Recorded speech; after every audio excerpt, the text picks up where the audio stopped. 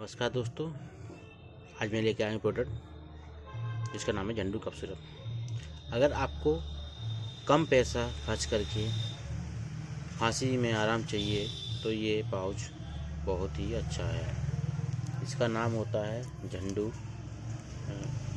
Cough syrup और बहुत ही अच्छा पाउच है। ये 5 रुपये बिक्री में ये आपको मेडिकल स्टोर पर मिल जाता है।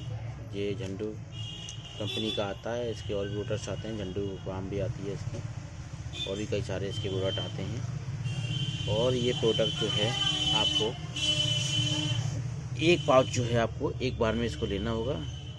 और ये बहुत सस्ता पाउच है 5 रुपये में, क्योंकि आजकल जो सिरप चल रहे हैं वो काफ़ी महंगे हैं, 100 से अबव हैं। अगर छोटा लोगे तो 70 रुपीज़ से कम नहीं आएगा। लेकिन ये पाउच अगर आप लगता है आपको खांसी जल्दी सही जाएगी तो आप इसे यूज़ कर सकते हैं। और ये बहुत ही कारगर और आयुर्वेदिक दवा है, इससे आपका कोई साइड इफेक्ट भी नहीं होगा।